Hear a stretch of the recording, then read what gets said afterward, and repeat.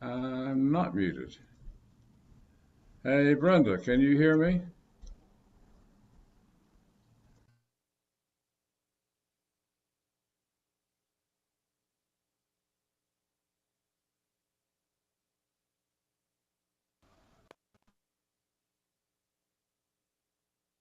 Mute.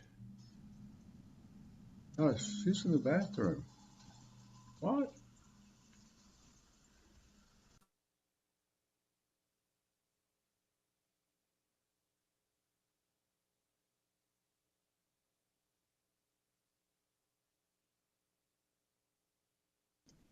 All right. I am not. You are muted. I don't know what happened.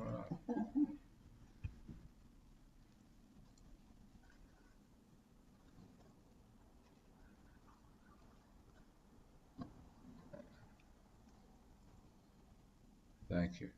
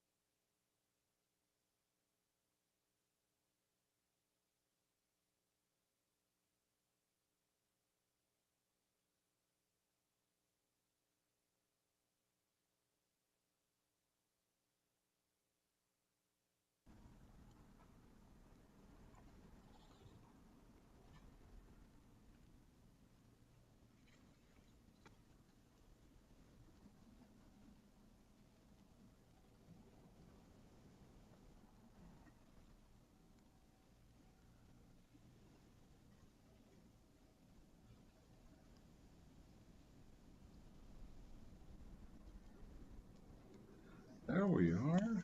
I see everybody walking around. Really upset on me. Well, the host stopped my video. Well, all right. They said, hush, Ron. Yeah, they like having the power. Oh, yeah, they do. I'd like to have that. Oh. Oh, push a button.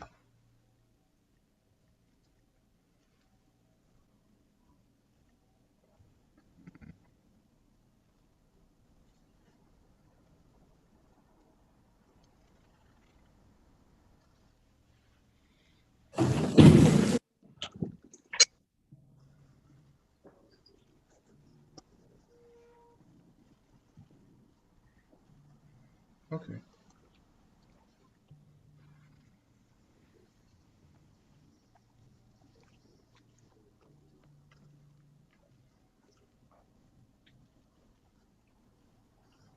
Hmm. Good morning. I'd like to call November 16th, 2020 meeting to order. I'll ask Commissioner Clayton if he provide us with invocation. Let's bow our heads. Heavenly Father, please be with us as we go about doing the business of the county. Please be with all of those that are here today that have business before us. Please be with our young men and women in this country and in foreign lands as they go about doing their duty to allow us to have meetings such as this. In thy holy name we pray. Amen. Amen. Commissioner Sims, would you please lead us in the Pledge of Allegiance? Pledge of Allegiance. Yeah, still cut off. To the republic, which stands one nation, under God, indivisible, liberty and justice for all. All right, I'd like to let everyone know that our attorney, Ron Acock, is joining us by phone, so if you hear him chime in, that's why. Commissioners, you have the agenda before you. Is there any discussion or adjustment? Hearing none, do I have a motion for approval? No. Been so moved. Further discussion? Hearing none, all in favor say aye. Aye. Okay. First item is a public hearing for text amendment TAO 420, request by the Percy County Planning Department and Percy County Economic Development Department to revise the regulations governing industrial development in the Percy County Planning Ordinance. Do I hear a motion to open the public hearing? So moved. It's been properly moved. Further discussion? Hearing none, all in favor say aye. It's open.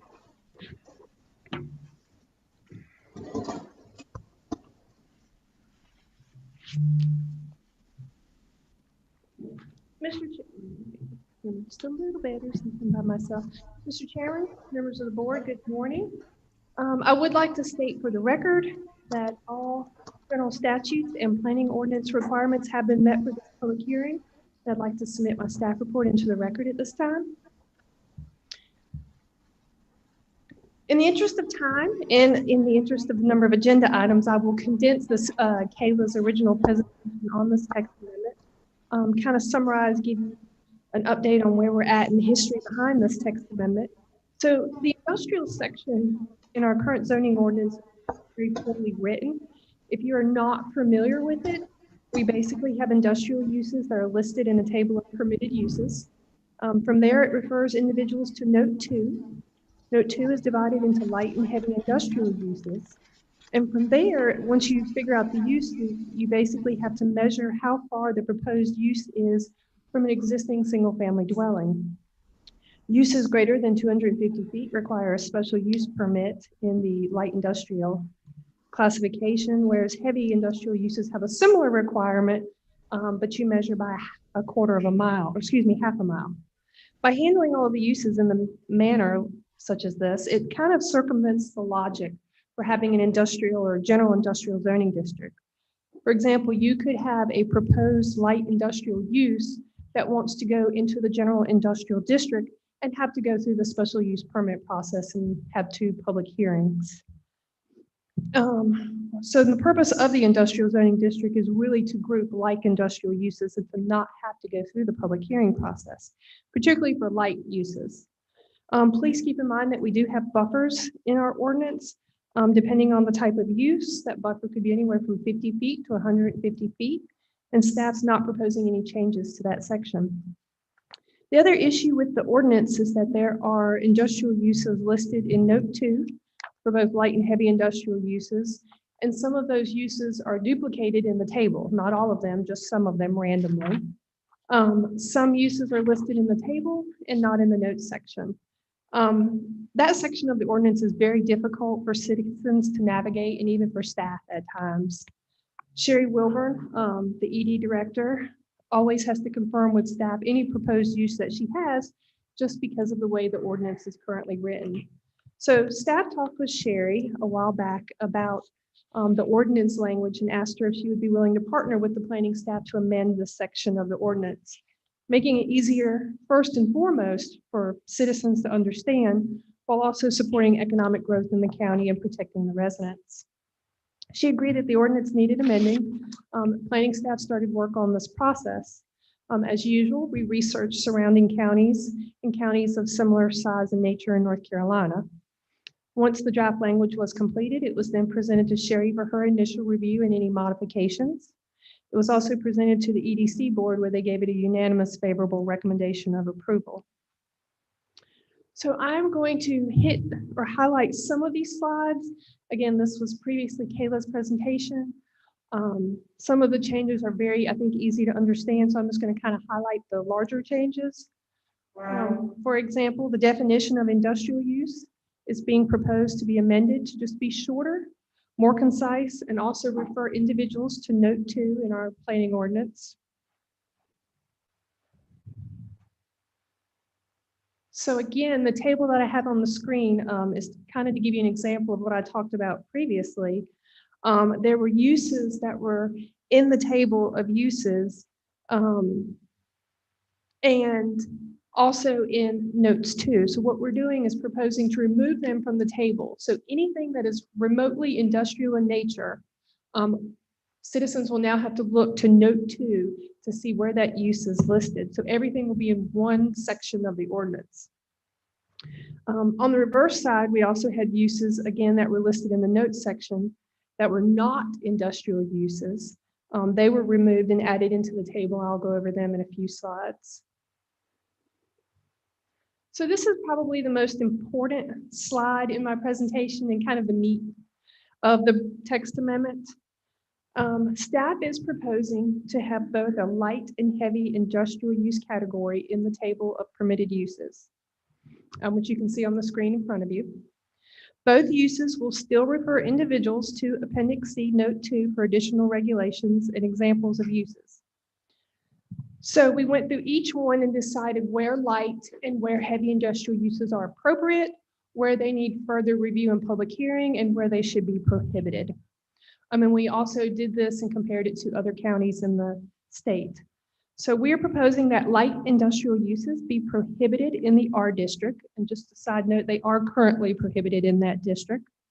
That they be a special use in the B2 neighborhood shopping, and that they be allowed as a use by right in the B1, GI, and RC districts.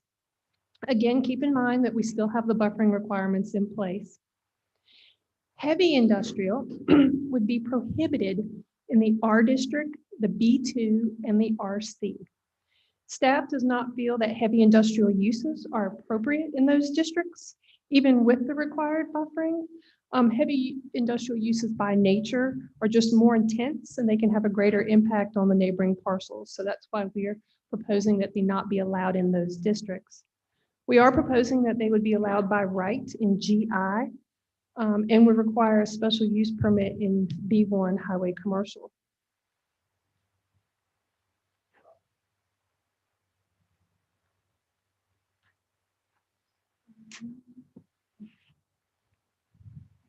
So as I previously stated, staff discovered some uses in the notes section for the industrial section that we did not believe were true industrial uses. Examples include equipment rental, exterminator, janitorial services. We didn't feel that these were industrial uses, rather they were commercial. So they were removed from the notes and added into the table of uses. And industrial uses that were listed in the table and not in the notes were removed from the table and moved over to the notes section. Examples on the screen include storage and distribution facilities, or excuse me, explosive storage and distribution facilities, fertilizer manufacturer, quarry operations. And the goal of moving them again all into the notes section is that we can have all of the industrial uses, both light and heavy, listed in note 2.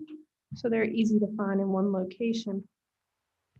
In summary, planning staff and economic development staff recommends approval of the proposed text amendment TA04-20. And as I stated previously, it was reviewed at the September meeting of the EDC where they unanimously endorsed it as well. At the October 8th meeting of the planning board, the board unanimously recommended approval of the text amendment with one additional word being added to the definition. They wanted the word employment added to the definition of industrial to basically read a non-residential employment use engaged in, et cetera, et cetera.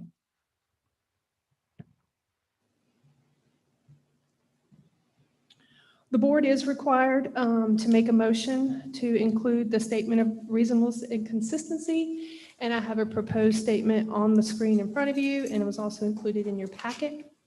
That is kind of all I have just to summarize that text amendment. If you have any questions of me, I'll be happy to answer them. And Sherry is also present, I saw as well. Questions for planning director? I have one. The category of animal processing, packing, treatment, and storage, and livestock slaughtering being in heavy industrial in the same list as a power generating plant, asphalt and concrete plants, what makes that to be defined as such? And what was the one you listed? Animal processing, packing, treatment, and storage, livestock slaughtering, processing of food and related products. Typically, it's the odor associated with. So what comes to mind is a slaughterhouse. So when you have a use like that, again, it's more intense to the surrounding neighbors. So you'd want that to go through the public hearing process and to potentially also have a greater buffer requirement. But if the board feels that it should be in another category, I'm definitely open to any changes that the board see fit, but that was our reasoning. But it's the same as it was previously, isn't it? Same category? Forgive me, I've got so many paperwork. I think it was, I don't see a strike through, so I assume it was there previously. right, if there's not a strike through, then it was there. Yes, you're correct, it was there previously. We didn't make any changes for that. If you'd like to make changes, you can definitely do so at this time, but we didn't propose any to that. What's the difference in the buffer requirement for light industrial and heavy? 50 feet versus 150 feet, and that's in depth. And Oh. heavy, I want to go back to you asked about the animal processing. I want to go back to that. What effect does that have on some small farmer out here, or somebody getting into a business that's doing certain things? I know that over the years, I've seen some poultry operations where they had the cages out there with the poultry in them, and then they had an agricultural permit, and they actually processed them. Now, if they got to be in an industrial zone to do that, is that considered part of their farm operation, or how are you going to look at that? So again, there's two different ways of looking at it. When we say animal processing, we mean particularly a slaughter plant, a factory solely for slaughtering that you see out and about. Farmers who have a small area of their farm dedicated to slaughtering, that's a bona fide farm use, so they're exempt under North Carolina general statutes from our ordinance. That would be considered an accessory use to the farm. What we're talking about here is they just want to do a slaughterhouse facility. I just wanted to be sure that I just want to make sure we're not canceling out the small slaughtering type facilities when we're not talking about. I understand those big packing plants that you see out Midwest and things like that, Texas. but we have several in neighboring counties, one in Caswell and kind of surrounding areas that are not quite that large. And I just want to make sure that we're not inhibiting anyone here in Percy County that ever decide to open, something similar to that they'll be prohibited by this ordinance. Right, well, they wouldn't be prohibited. They have a couple of options. So I think as we're proposing, heavy industrial uses were allowed in two different districts. I think it was B1 and GI. One of them required a special use. I believe it was B1. If they're wanting to do it and they're not in one of those zoning classifications, then they can always go through the process of rezoning potentially. But again, this was geared towards someone who's just doing the slaughter facility, not a farmer who has it as part of their farm. And it was something already in the ordinance that we hadn't proposed to make any changes to, but we can.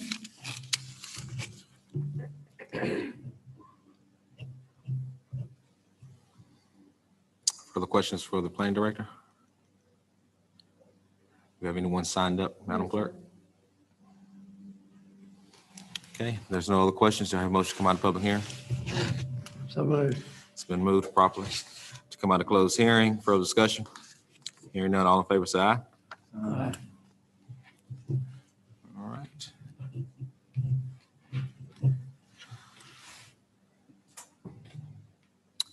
What's the pleasure of the board? Move for approval. It's been motion for approval. Further discussion? Hearing none, all in favor, say aye. Aye. All opposed? Motion carries. Okay, item number 3, public hearing for text amendment TA 0520, request by the Percy County Planning Department to discuss the amend requirements for accessory buildings. Do I hear a motion to open the public hearing? It's been properly moved. Further discussion? Hearing none, all in favor, say aye. Aye. All right. Stokely. Mr. Chairman, again, all state statutes and planning ordinance requirements have been met for this hearing, and I'd like to submit my staff report into the record at this time.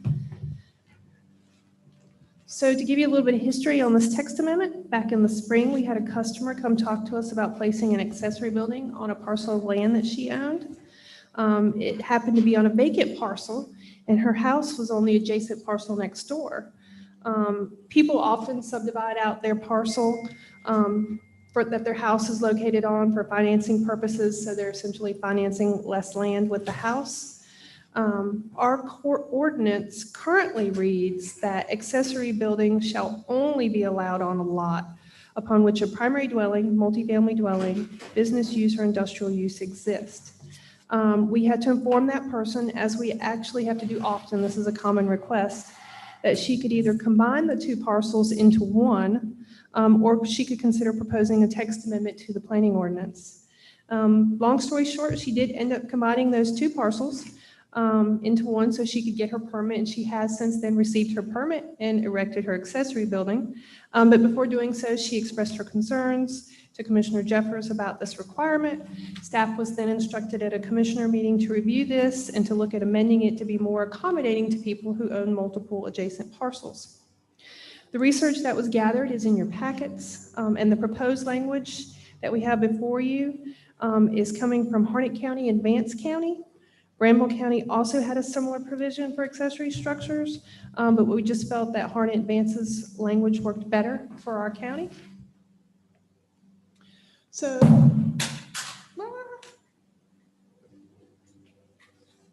I apologize. So the new language would read, and it's on the screen in front of everyone, accessory buildings shall be allowed on a lot which a primary dwelling, multifamily dwelling, business use, or industrial use exist. Accessory buildings shall also be allowed on lots adjacent to and under common ownership to the parcel where the principal structure is located, to the extent that the principal use itself would be allowed. So I know that last sentence is a little bit confusing. It took us a second to kind of digest it as well. So what that last sentence basically means that if a dwelling is allowed on both parcels, then the accessory building for that dwelling would also be allowed on both parcels, both the occupied and the unoccupied parcel. In the case of an industrial use, which I will say we have not been approached about this, but we wanted to make sure it was clear. If the industrial building is allowed on one parcel, then it would basically have to be allowed on the adjacent parcel to put an accessory building on it. For example, if that neighboring parcel was zoned R and the industrial use was not allowed, they would not be able to have an industrial accessory building on the residential property. So the zoning for both parcels has to allow that principal use. Under the current definition, it reads that accessory buildings are allowed on the same parcel as the principal use. So we're just adding a clause to the definition in Appendix C to say, except as may be specifically provided elsewhere in this ordinance. Planning staff recommends approval of TA 05-20. The proposed text amendment would allow accessory structures to be located on the same parcel as the principal structure on an adjoining parcel under same ownership, thereby allowing more flexibility for property owners in the county. At the October 8th meeting of the Planning Board, the board voted unanimously 5-0 to recommend approval of the text amendment to include the statement of reasonableness and consistency. And I do have a statement of reasonableness and consistency on the screen and also in your packet. Since the Planning Board meeting occurred, staff was approached by a property owner, Mr. Gross, about erecting, excuse me, an accessory building on a vacant parcel that he owned. However, that vacant parcel was not immediately adjacent to his parcel with the dwelling, but more about the lines about a quarter of a mile away, a little less than a quarter of a mile. Staff did inform him that there was a text amendment going through the process right now to address accessory buildings, but that it only allowed for it on adjacent parcels. We then discussed possibly amending the language to state that accessory buildings could be located on parcels adjacent to the parcel where the principal structure is located, or on a parcel within 1,000 feet as measured from property line to property line. Mr. Gross also emailed the board, I believe it was either a week or two ago, asking that the text amendment that we're proposing today be amended to include this language that I just went over. So I have included at your seat a revised staff report. And basically, if the board would so choose to do so, we would amend Article 6, Section 60-6B, and it could read that accessory buildings shall be allowed on a lot upon which a primary dwelling, multifamily dwelling, business use, or industrial use exists. Accessory buildings shall also be allowed on lots adjacent to and under common ownership to the parcel where the principal structure is located. This is the new language, or within 1,000 feet of the aforementioned parcel as measured from property line to property line to the extent that the principal use itself would be allowed. Again, this new language before you is in blue at your seat. And if you have any questions about it or about anything I went over in this proposed text amendment, I'd be glad to address them at this time. Questions for the plan director? Everyone signed up, Madam Clerk? Yes, sir. We actually have Mr. Brent Gross to speak in opposition to the text amendment, but now maybe in support of the amendment that Ms. Oakley has presented. Mr. Gross?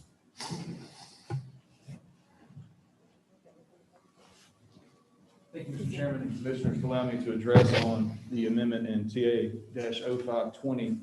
I did sign up in opposition, but only to ask that the Commissioners consider an expanded definition, which has been included today, and I'm happy to see that. Our suggestion is for the Commissioners to consider that all real estate rights are really like a bundle of sticks. And with real estate rights, we describe them as a bundle of sticks because it's a group of rights that we have. Every time there's an amendment, every time there's a covenant or restriction, that takes away certain rights that we have with our property. And this is one of those cases where this type of amendment would take away some property rights and ability to have the rightful enjoyment of that. The current text amendment that I saw was just for adjacent. This is one that we would ask the commission to consider. Our example, I did print out a couple of GIS. Thank you. A couple of GIS examples. This is my property at 103 Miranda Lane, which is intersected by Miranda Lane on a piece of property across the road. Right now, I cannot put an accessory building to hold like a small trailer that we use for JC events across the road from me. And that's one reason why I wanted to stand and ask for the commission to consider this amendment. My father's property is located here at 116 Lex Lane. The property that he hopes to do a small building would be located at 701 Stories Creek Road, which is approximately 860 feet from property line to property line. The reason that we would ask the commission to consider this is because this type of improvement would mean that my father, Jerry Gross, would have an interest in the economic vitality, the economic feasibility of his neighborhood. He has an interest in it. And by him putting in improvement there says that he has a vested interest in that property. Same with me, I have a vested interest in the properties on Miranda Lane having value and maintaining that value. That's why we're asking you to consider this amendment and for property owners to continue to contract between themselves through restrictive covenants as to whether or not accessory buildings can be there or they have to be completely primary buildings. Thank you for your consideration. I'll answer any questions you have or pass out any handouts I have. Questions from the board? Am I understanding you that you're okay with this amendment? Is that what you're saying? Yes, I am. With the 1,000 feet, I would love that. Okay, further questions? Anyone else signed? Thank you. Thank you. Anyone else signed up? Okay, any other questions for the planning director? All right, do I hear a motion to come out of public hearing? So moved. It's been properly moved. Further discussion? Hearing none, all in favor, say aye. Aye. I'll make a comment since I did get called about this incident. And this is one of those common sense things that I think sometimes gets left out of government ordinances. We had a situation, we've had it in the past. I know Kyle and I have dealt with it in the past where people have had issue using their property and they could use it if they all they had to do was pay a surveyor or somebody to move a line. They didn't have to move any dirt. They didn't have to do anything, but just pay a surveyor to move a line. Then they were all of a sudden allowed to do what they needed to do on their property. And one thing, when I came on this board 12 years ago, the former mayor, Sam Spencer, told me to make sure I did, which I think I have done well of in 12 years, is to leave people's children, pets, and property lines alone. And so I think this is one of those good common sense amendments that we could do to this ordinance to allow our citizens to use their property how they see fit while keeping in line with responsible growth and planning. And so I'll make the motion to approve this text amendment, including being allowed within 1,000 feet of the aforementioned parcel as measured from property line to property line. So it's been properly moved. Further discussion? Hearing none, all in favor say aye. Aye. All opposed, motion carries. Okay. Public hearing, item number 5, request to submit the proposed fiscal year 2022 Community Transportation Program application to North Carolina Department of Transportation. Do I hear a motion to open the public hearing? Move. It's been properly moved. Further discussion? Hearing none, all in favor say aye. Aye. Aye. All right. Mr. Chairman, members of the board, good morning. My name is Kurt Newfang. I'm the Director of Public Transportation here for Person County.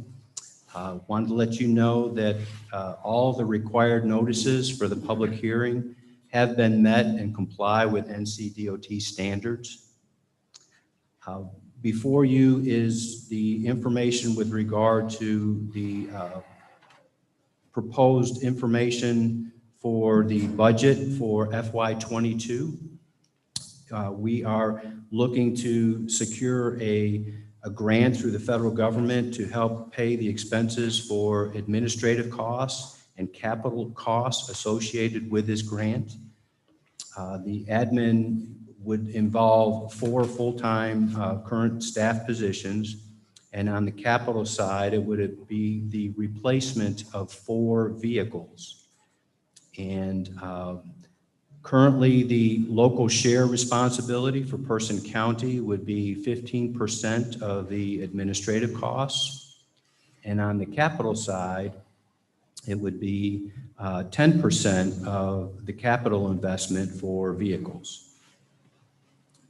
One of the things that has transpired over the last couple months is that NCDOT has informed all the counties and all the transit agencies around the state that because of the budget shortfall with the state, that they're asking for the locals to, local entities to look at the possibility, if needed, to pay that particular cost that would be the state share.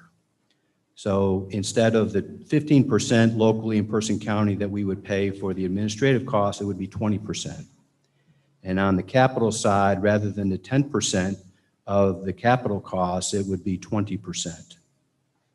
So we had a public hearing notice that was put forth.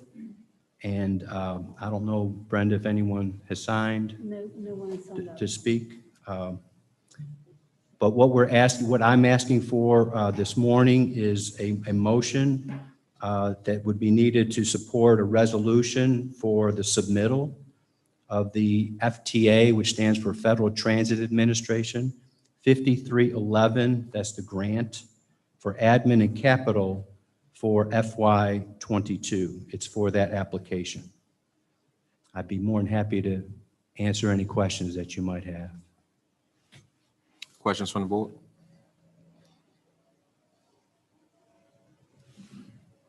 Okay, and no one signed up? Yes, sir. Okay, do I hear a motion to come out of public hearing?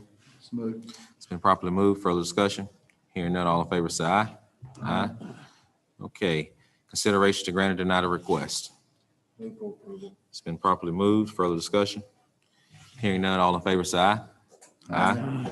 All opposed? Motion carries. Thank you, Kurt. Thank you, Mr. Jefferson. All right, public hearing item number 7, to request by the address coordinator to add Providence Falls Trail to the database of roadway names used by E911 dispatching. Do I hear a motion to open the public hearing? All right, it's been properly moved. Further discussion? Hearing none, all in favor say aye. Aye. Aye. All right, Ms. Vaughn. Good morning, Commissioners. Recently, the owners of a parcel of land off Robert Whitfield Road visited the Government Services Center to begin the permitting process for 2 homes on their lot. That lot is crossed by an easement leading to a home of a family member. Once the 2 homes are constructed, there will be 3 homes on the private easement.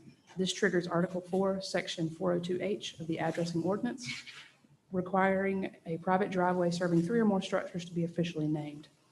Naming this road provides a logical and consistent method of road naming and addressing to assist law enforcement, fire departments, rescue, and EMS to quickly locate homes in time of emergency. The property owners, all family, unanimously agreed on the name Providence Falls Trail, which is compliant with our ordinance. And as you are aware, new road names must be approved by this board to satisfy general state statutes. We recommend a motion to approve the road names. Okay, questions for Ms. Vaughn? Okay, do we have anyone signed up to speak? No, sir, none. Okay, do I hear a motion to come out of public hearing? So moved. It's been properly moved. Further discussion? Hearing none, all in favor say aye. Aye. Okay, pleasure of the board. Move for Move for approval. approval. All right, it's been motion for approval. Further discussion? Hearing none, all in favor say aye. Aye. All opposed? Motion carries. Okay. Formal comments, Madam Clerk. Yes, we have one speaker signed up, Mr. John Seep.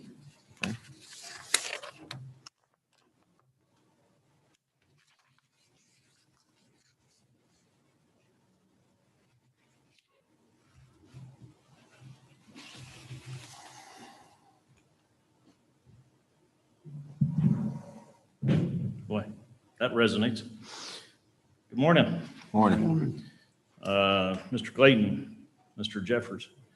I want to start off by thanking you both for your service and your contributions to the board, seeing the elections are over. I've come down here and addressed on all kinds of topics, and I thought I might as well come down and say something. I had to say something. It's obvious you're skilled, Mr. Jeffers. You run a smooth meeting, and this isn't personal. It comes down to policy, and I just wanted to touch on it. New to the community, I'm happy with the way it turned out. As a person with Christian and biblical heritage as my family's makeup, it's nice to see that the community feels the way I do, both on personal responsibilities, believing in the rule of law versus, defunding police and some of the other nonsense out there. And I think you're a victim of the party that you're associated with versus your skills personally. So don't take it personally. I look forward to getting to know you better. I've enjoyed the time that we've had to talk. I appreciate your responsiveness to my questions, even we've had phone calls. So you have been quite responsible and gotten back to me and treated me with respect. It comes down to believing in limited government, rule of law, lower taxes, believing that babies have a right to life, the same as any other citizen, and watching the Democrats just kind of go off the deep end with what we consider nuttiness and the censorship, the fact that at some point our preachers may not be able to preach the word of God from their pulpits because it may offend somebody, is offensive to, I think, most of the people in the county, and that's the reason why the red wave that the Courier-Times referred to occurred. So between you and me, I just wanted to address you since you're not retiring, and congratulations, Mr. Clayton, on your retirement. I didn't even know that you guys could retire from the county commissioner's position. So I learned something through this process, even in that regard, but I wanted to let you know that it's not personal. I'm looking for some of the other folks to garner and reflect the same boardsmanship skills that you have. Rule of law when it comes to Robert rules and running a meeting effectively, but we're looking for, I think, someone that aligns with the policies of the conservative party. And I'm hoping that you are involved, and it'd be nice if, you were talking about staying away from people, property lines, and something else. They sure reflected conservative thought. So maybe we'll woo you over to our side. There's been a huge Blexit. We've had those leaders in our county recently, and we would embrace you to believe in private health care versus socialist and all the other things that we embrace. So I wish you well. I appreciate your service. And I wanted to personally come down and say, this isn't personal. That was policy. And I think it did speak loudly. And I'm hoping to get to know you better. And hopefully there's a number of people who feel, I think, more free to move over to our sets of beliefs, because we believe in gun ownership as you do. I know you're a hunter. So I don't think you're too far from coming over to our side, shall we say. So thank you very much. Thank you. Anyone else, Madam Clerk? No, sir. Okay. Item number 9, discussion adjustment of our approval of our consent agenda. I had a question about the false alarm ordinance. Sure. Did we ever figure out how to get those funds to the departments that were running those calls? That is essentially what this revision to the ordinance does. It splits the collection of the fees 50-50 into the general fund half, and then the other 50% to the volunteer fire department that responded to the alarm. So prior to this, when we approved it in 2017, it was just all going to the general fund? That's right. But we were able to go back into the minutes, and there was a discussion about where the board had wanted the fees to go and how they wanted them distributed. So this is simply clarifying that and formalizing the intention that the board had for those fees. It was left out of the language of the ordinance when it was adopted. Okay, that's what I was wondering, because I knew it was a discussion, and I thought that was already being done that way. That's why I wanted to ask. Okay. All right. Any other questions about the consent agenda? You'll hear a motion for approval? So moved. It's been properly moved. Further discussion? Hearing none, all in favor, say aye. Aye. All opposed? Motion carries. All right, item number 10, request for water line extension from residents of Winco Point subdivision. Manager York. Good morning, Commissioners. This was an item that was brought to your attention back at your September 8th meeting, where you heard from some residents of the Winco Point subdivision about their low flow private wells at their residences. So since that time, we have been working along with the city, who is a partner in the water and sewer extension agreement that you'll find in your packet. At that point, residents were directed to submit a letter to the city manager. So we now have 4 residences or households who are exploring this option with the city. The city then approved the extension of this water line at their October 13th meeting. So again, this would be 4 households, which makes it a little bit more efficient than what we had initially discussed. The agreement does require that both the city council and the county commissioners approve and authorize all water line extensions.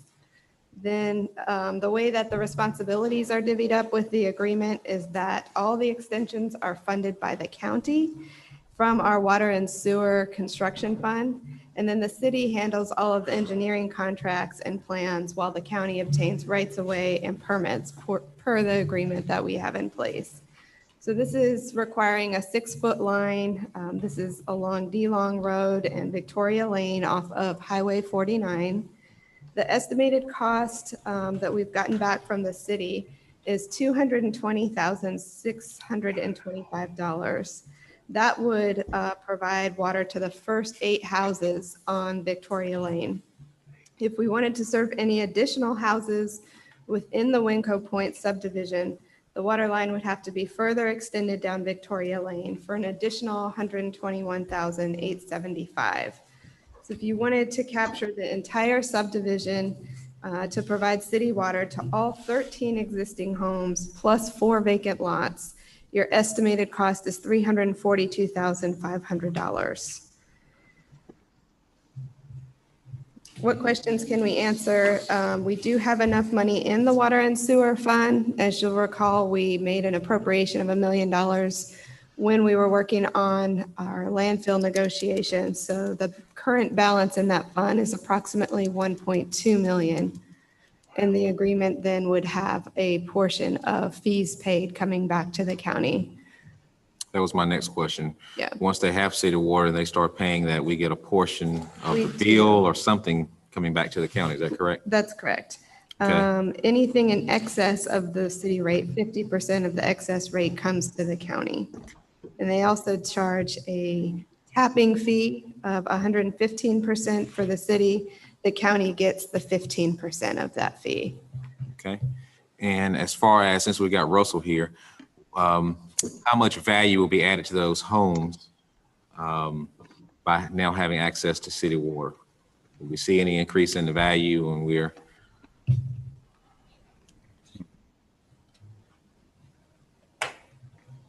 We normally would not increase the value for access to city water. Okay. However, we would decrease the value if there was no water. Does that answer your question? It does. Thank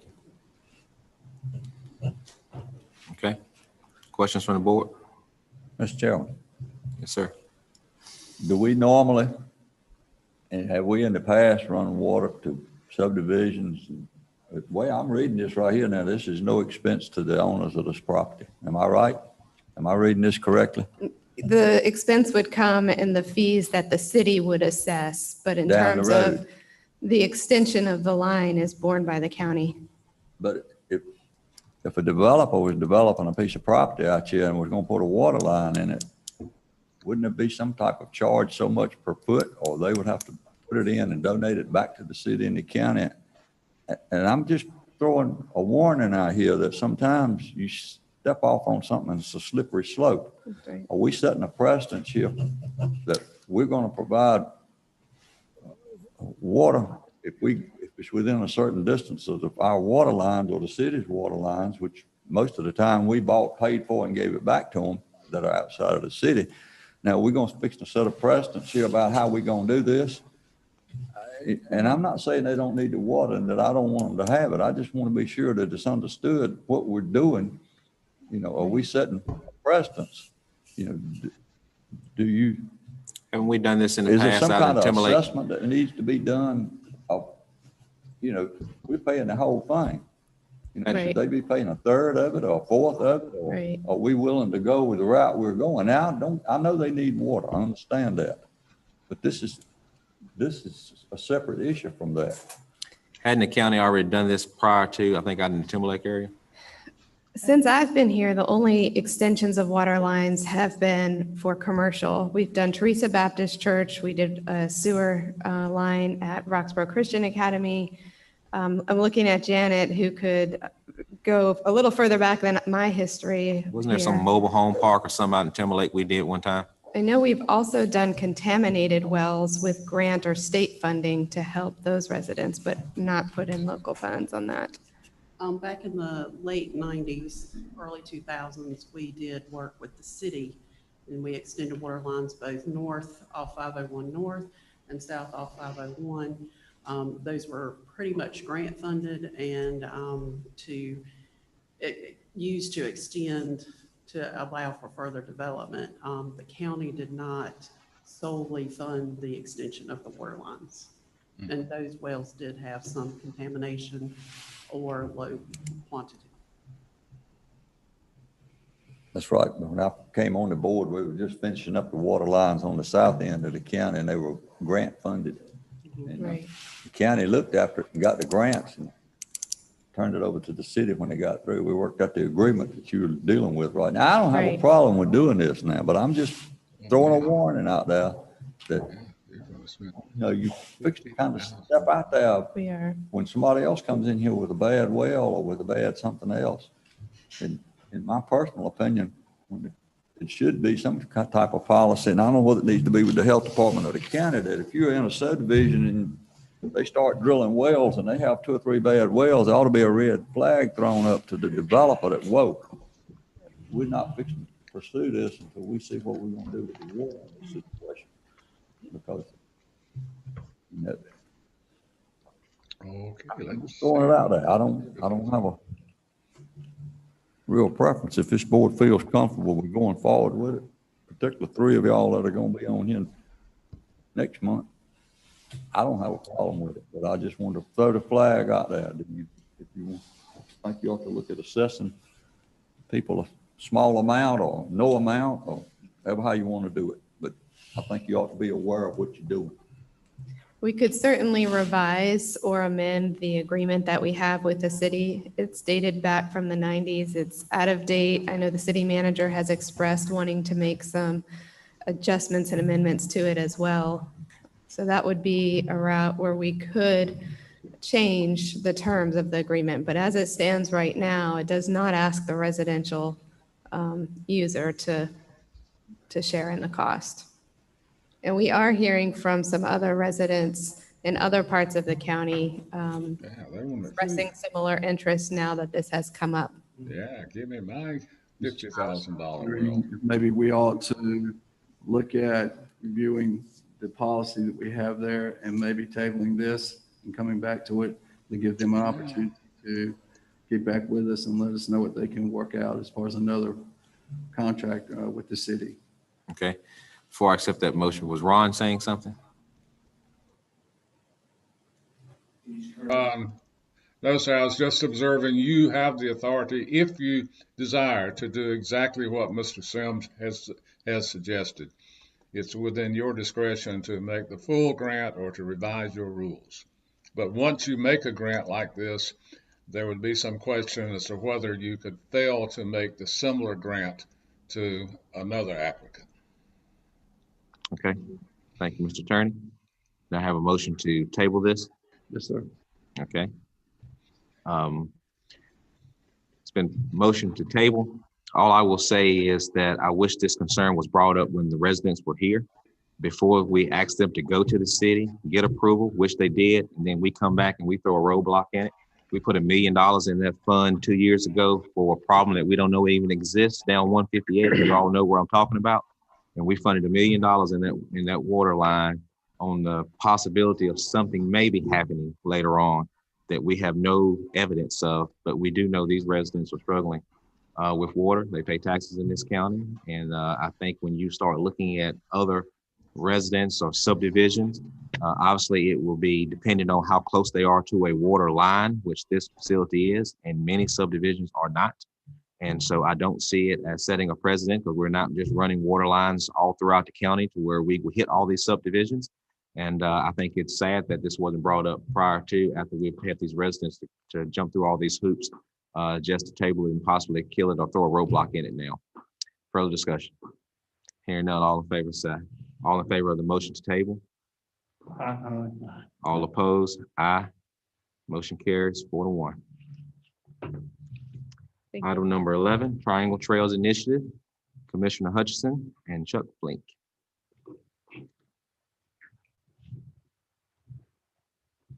Thank you, Mr. Chair and members. I'm Zach Hutchinson, a Wake County Commissioner. We come before you to ask for consideration to join a regional 14-county initiative surrounding Person County and Wake County to support trails and greenways throughout that region, including in Person County. There is no cost associated with being part of this 14-county initiative. And there is not only potential financial resources available, but definitely technical resources available to help build out a trail and greenway system which could promote health in your community, provide transportation, and can provide economic development. If it pleases the commission, I'd like to introduce our executive director, Mr. Chuck Flink, who has spent an entire career doing this work and is leading this effort throughout the 14-county region. There it is. Thank you. Good morning. Thank you so much for having us here. I'll go through my presentation pretty quickly. Obviously, in the midst of this crazy pandemic, and it's altered life for so many of us. When it comes to our outdoors and greenways and trails, we've seen these landscapes have become more or less a refuge landscape. We're seeing incredible amounts of use. It's one of the landscapes that we can all go to and be socially distanced from each other. We can exercise, we can spend time with friends and family members, and across the Triangle region with the trails and greenways that we do have built, which is quite a few miles. These have been landscapes that have been very beneficial for us. We've known of the health benefits of trails and greenways for many, many decades. The pandemic has sort of put a laser-like focus on that benefit to communities. And I think it's one of the reasons why we've had such a good reception to this topic during the last 9 to 10 months. People are definitely seeking some good news, something that is encouraging to work on. And not only do greenways and trails address sort of physical wellness issues, but also mental wellness issues as well. When we're sheltered in place for so many months, it tends to drive us all crazy. So it's good to get outdoors and breathe some fresh air.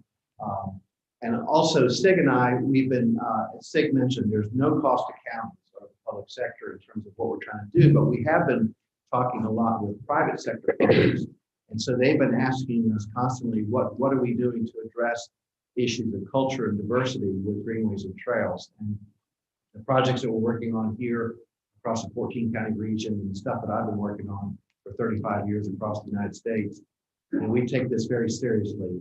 These are great landscapes for all kinds of people to access and use. They're free of charge, and we really focus on ways in which we enrich the lives of Americans, no matter where they live and what communities they live in. So the Triangle Trails Initiative is a collaboration between these government entities, businesses, institutions that recognize that we have a great legacy of greenways and trails in our region, and we want to really celebrate that and enrich that with this program. bringing together 14 counties. We started with the classic definition of what people think is the Triangle region, about 7 counties, but it organically grew as more of our rural counties that surround the core triangle expressed an interest in us talking with them, and also began to adopt resolutions of support for this effort.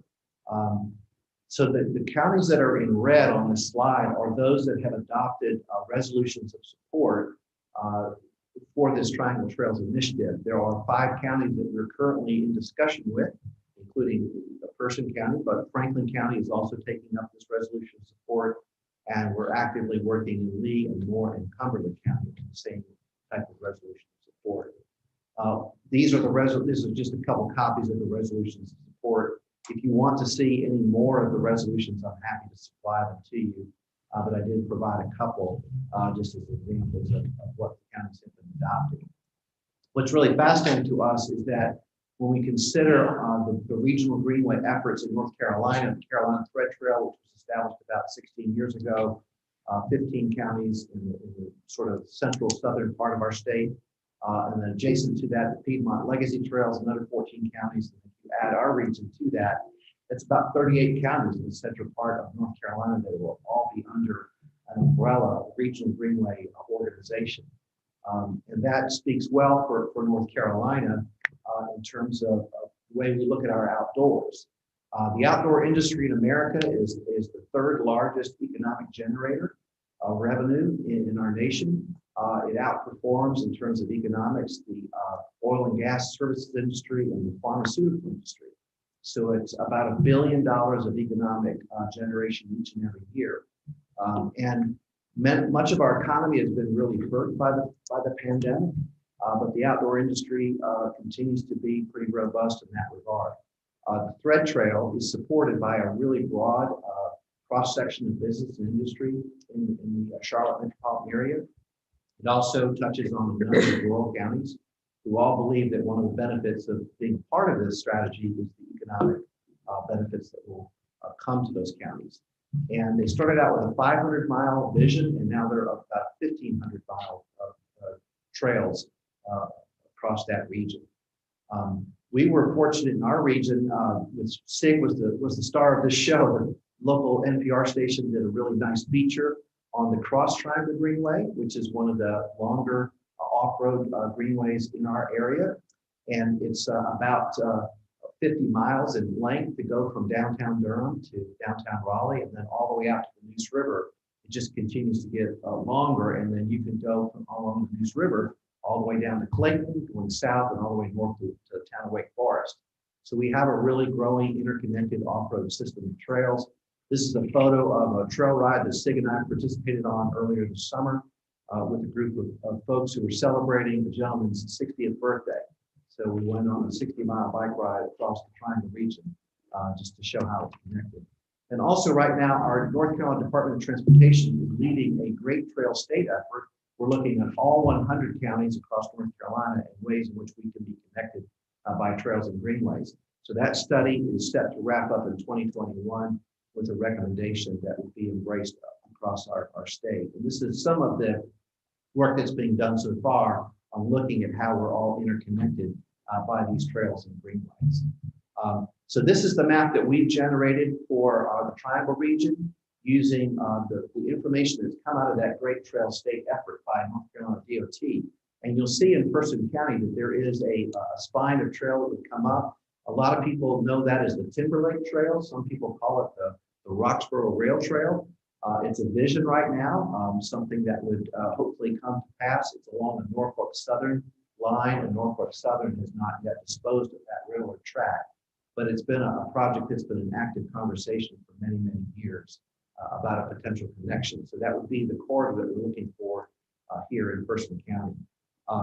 SIG chairs our advisory board, which is made up of both public and private sector individuals. And with the two of us have been out canvassing the region, looking for some funding to support this. And the very first group that funded us was the Research Triangle Park Foundation, which made a commitment of $100,000 to us over 3 years. We also have a conditional pledge from the Raleigh Visitors and Convention Bureau. They're hoping that the economy recovers, gets a lot better in 2021. They've lost a lot of business, but we've also been talking to hospitals and banks and industry.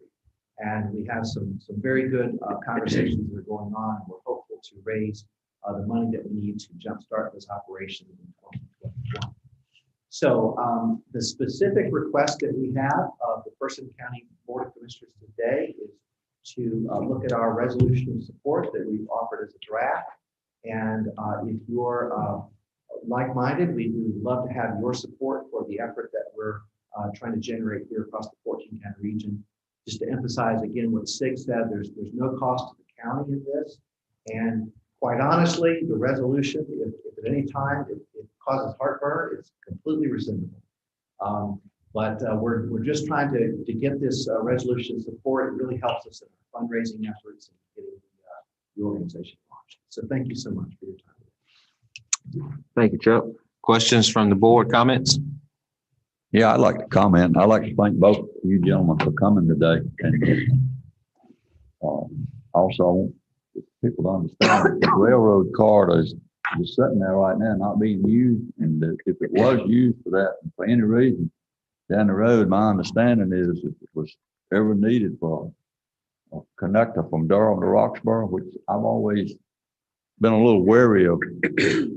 And a lot of people want to fuss about the railroad, and they're hard to deal with. Don't get me wrong, I understand that. But I've always thought about with the transit situation that you may need that corridor one day from Roxborough to Durham. I mean, I remember when the train ran. When I was a little boy, I lived close enough to the railroad in Timberlake to hear the train and see the smoke originally. But but I want you to understand that this could revert right back for transportation if it was needed. Like they said, this is the resolution. I think it's a good use for it until the point in time that it is needed. There were suggestions when I first got on the board about trying to do away with all of that property out there and give it back to the property owners. My thoughts on it was that as long as somebody's got access to that complete corridor, the better off we are from a county standpoint. So that was my thoughts on it. When they came up with this and said it could revert back to the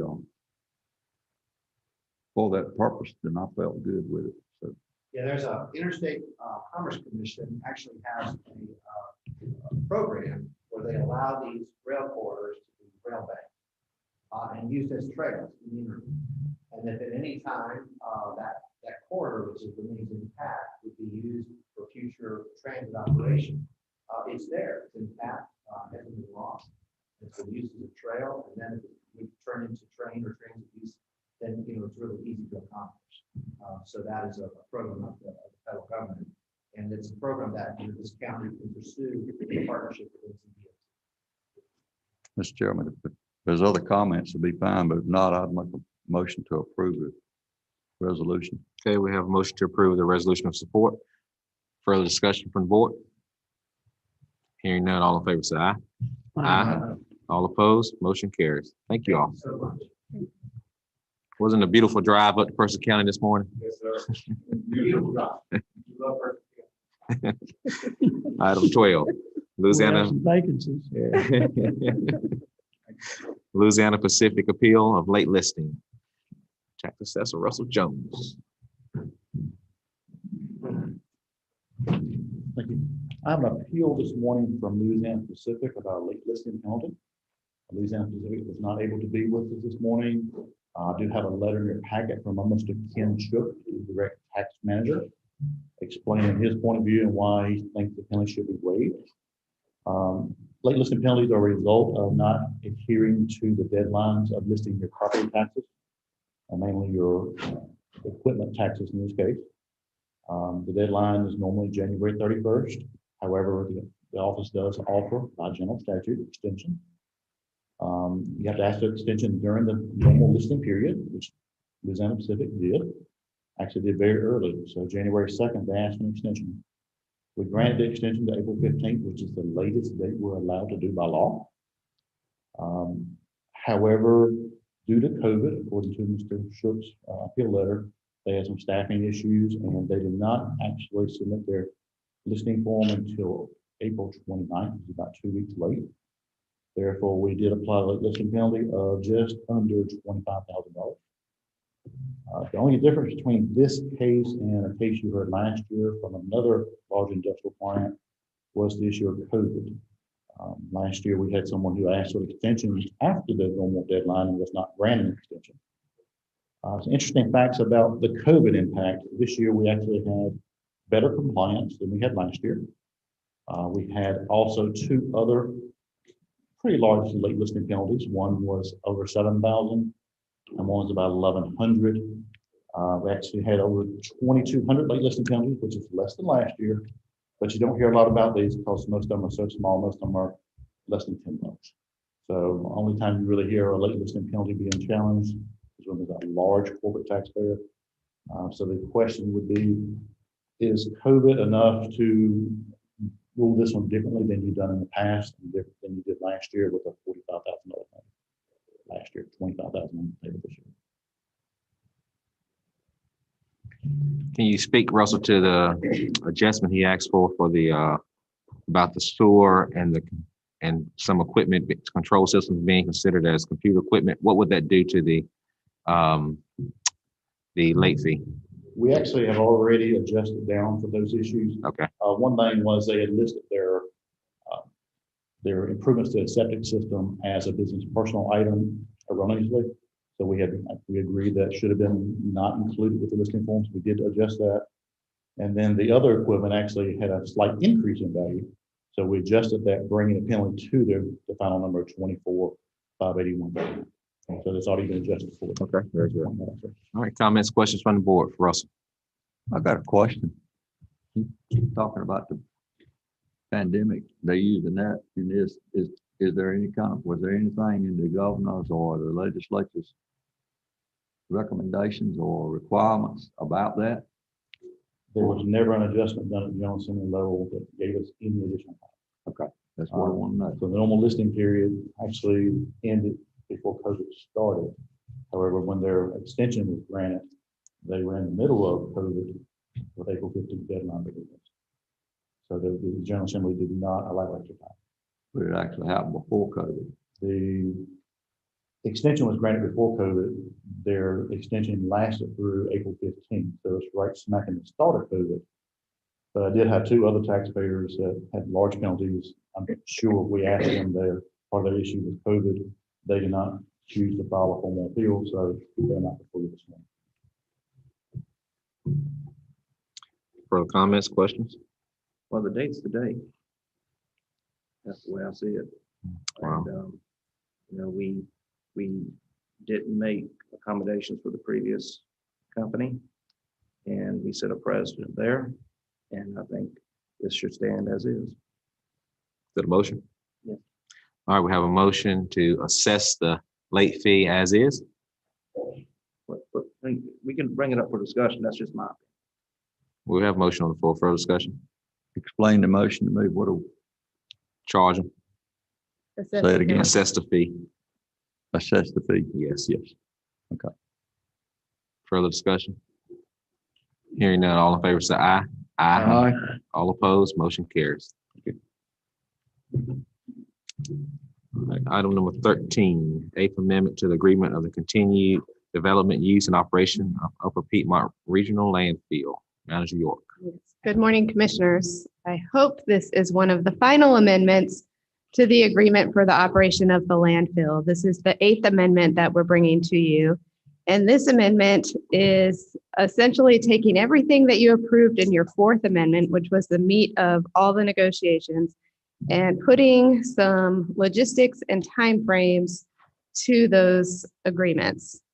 So each piece of the negotiations is listed here with a time frame attached to it, if you will. So the state permit for the operation of the landfill was finalized on November 3rd, and it was no longer appealable. Remember, the last time we had an amendment, it was to extend because there was a period of appeals that we wanted to make sure we got through. So that has now concluded. So the effective date on your agreement will be November 3rd, the date that the permit was essentially finalized with the state. And the gist of each of these concessions or agreed upon deal points is that they will operate on a calendar year. So it'll be easy for us to track as we go further along in the agreement. So everything from the volume of waste, the litter management, all of that will go on a calendar year basis, even though we're going to start now and pick up the 2 months remaining in this calendar year, the rest of November and the full month of December. So the first deal point on here is the volume. The average maximum disposal rate that was agreed upon was the 780,000 tons, and that will be effective on a calendar year basis.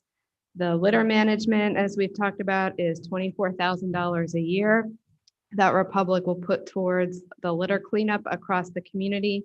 And that is going to be funded again on a calendar year. The host fees are listed in there as well. We agreed upon a flat rate for the host fee. And then the number 4 was the community development funding, where Republic is going to pay the county $100,000 on an annual basis for community development projects. So all of these concessions are listed in here with the dates that they will begin and the amounts that will be provided on an annual basis. We've got the monopoles, and then we've also got the drop-off waste for residents, which is allowing the first $5,000, which equates to about 2,000 tons annually, to be free to Person County residents for drop-off of waste, so long as it is bagged waste. This does not include some of the bulky items, but this is the bag waste. And after that cap is reached, then the normal charge will be forthcoming for bagged waste. And we are working closely with Republic to develop a marketing strategy, not only for this, but all of the deal points that you agreed to get the word out to our residents about what the new agreement looks like and what they can expect from that. And then the final one is the tipping fee adjustment, with that being adjusted according to CPI. We had agreed to that. Doesn't affect our payments at all. This is just for those who are dropping off waste. And then the term of the agreement, now that it's approved, continues through July 1 of 2032 or until the landfill is full. So nothing new here, except that all of these will be measured on a calendar year basis for consistency's sake and executing some of the logistics in terms of the payments and how they'll be received. We have Matt Eisman here and Wade Bailey from Republic if we have questions for them. And we are setting up a meeting to begin getting each of these in place, getting the easements in place for the monopoles, talking about any road preferences where you would like them to start on the community cleanup of litter. I'll be meeting with them in the coming weeks to get those all underway and again, work on the marketing strategy for some of these as well. Questions that I can answer? remember, I recall nothing saying that it was bag waste only. When we got Right. stuff from staff and we got stuff from, I guess, Sean, I believe his name was. I Shane, never, yeah. Shane, I never remember seeing it limiting it to bag waste. Right, this is a clarification from that. All we had said in the previous one was that residents would be able to drop off their waste with no charge for the first 2,000 tons. Right, we said Right. the allowance and we said Person County residents, never did it say anything that I received bag waste only. Right, I think, I don't disagree with that. I think that's a clarification that their attorney has introduced into this amendment. I think the spirit of It the was not the change. assumption when we agreed to it, at least not when I agreed to it. Right. And that's something that we can push back on if you'd like. The spirit of the adjustment is to allow more people to drop off waste. If you have one large item, you could exceed your 2,000 tons more quickly than just. That's not a having benefit to the county the residents. when we have private haulers. That's $30 for 3 months for me to drive 20 miles to drop off bag waste. But it was an incentive if it allowed, as it reads here, the bulky waste. And I think that's the benefit to the citizens, all the citizens.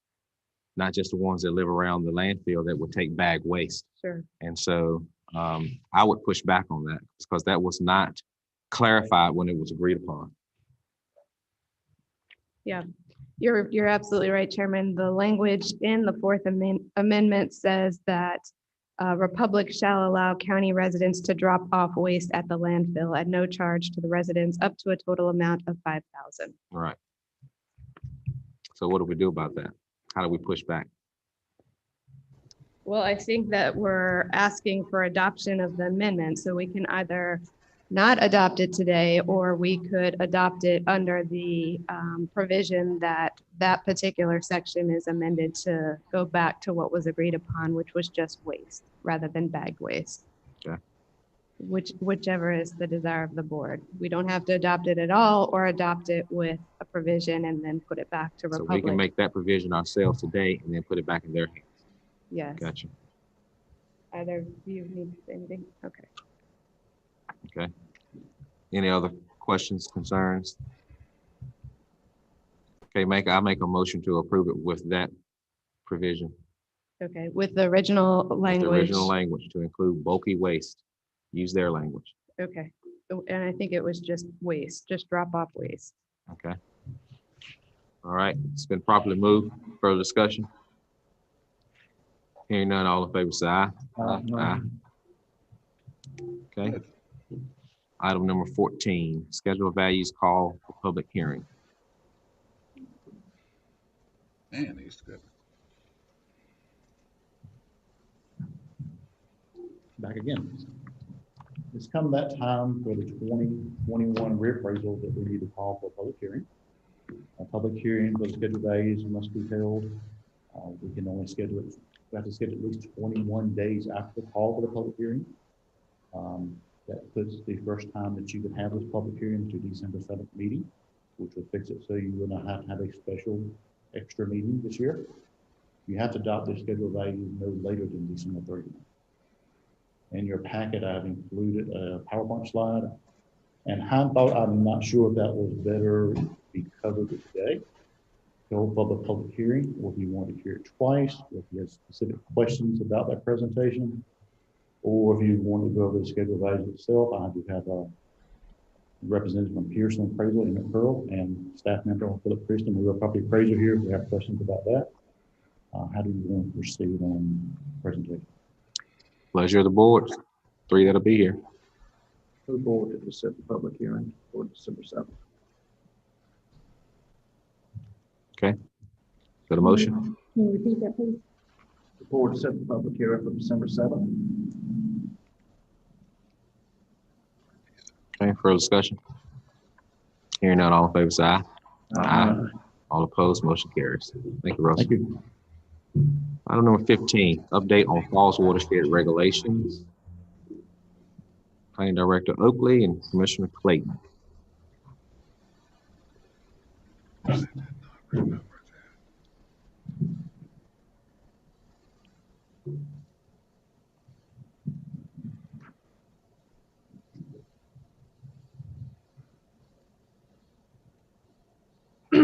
Chairman, members of the board, Commissioner Clayton and I are here before you today to give you an update on the Falls watershed regulations and also ask for your support for an alternative approach to meeting our stage 1 guidelines.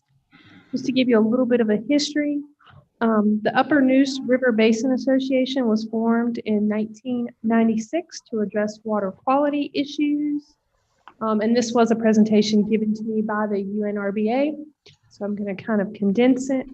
Falls Lake, get to that one. The Falls Lake currently provides safe drinking water to over 500,000 customers, supports aquatic life and recreational uses, and provides flood protection and improved water quality to the Neuse River.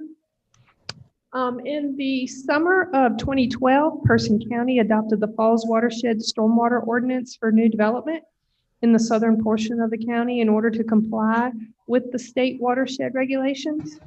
The regulations require adherence to 2 stages of nutrient reduction, stage 1 and stage 2. We are currently in stage 1.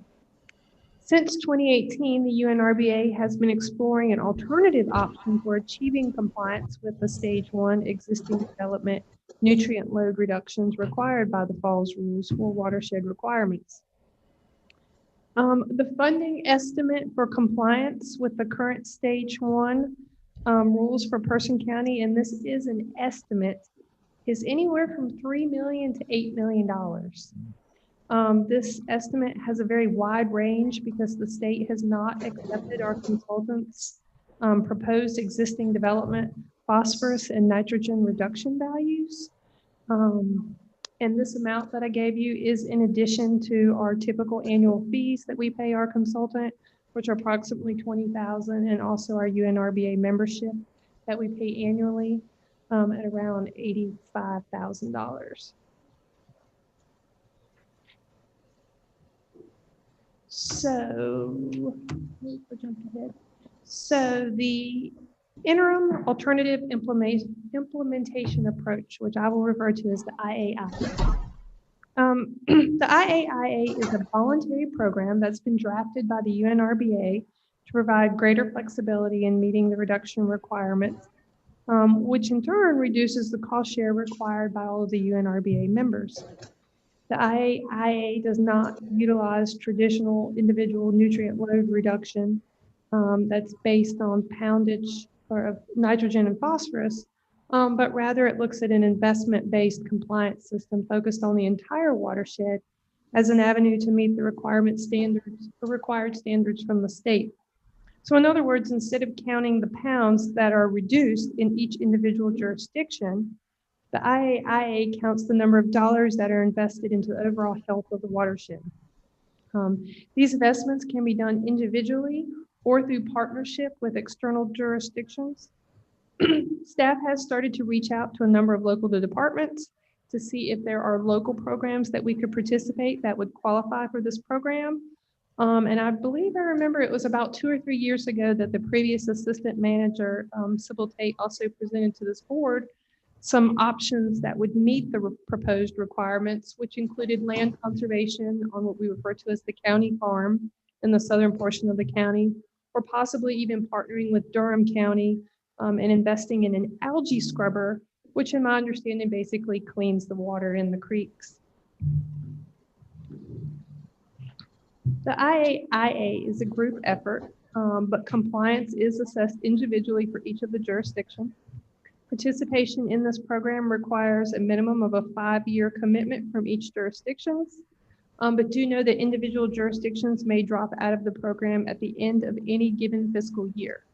So if we were to participate and after year 1 say this isn't working for us, we could drop out of that program.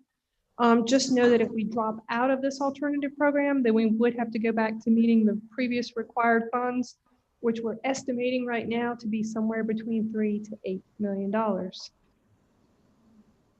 Right now, the proposed annual funding that Person County would have to contribute is $114,394.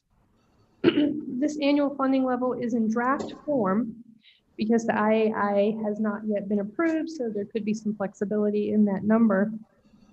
While we do not know the exact amount, we do know that it will be more cost effective, again, than our current Stage 1 requirements, because we will be sharing these costs with other jurisdictions. So the timeline that we're looking at right now, this was presented, information was presented to the UNRBA, which I think most of you are aware, Jimmy is the member or director, board of directors member of the UNRBA. I am his alternate. I'm looking forward to who will be Jimmy's replacement. I know there's going to be lots of volunteers to sign up to go to the stormwater meeting. Jimmy has done an excellent job over the years. But they have been presenting this information to us over the last year. What we're looking at now is the timeline for completion of this project. Is they're looking at some type of commitment from each jurisdiction. So Commissioner Clayton would report back to the UNRBA at their next meeting, which is this Wednesday, November the 18th, and let them know if Person County intends to participate or not. If all of the jurisdictions agree to consider this new approach, it will be presented to the state in draft form later this month with a full report to the state in January.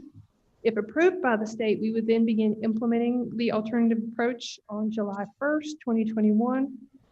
So what we're asking from the board at this time is a vote that the county intends to participate in the IAI program. And again, the county can withdraw from this program at any time.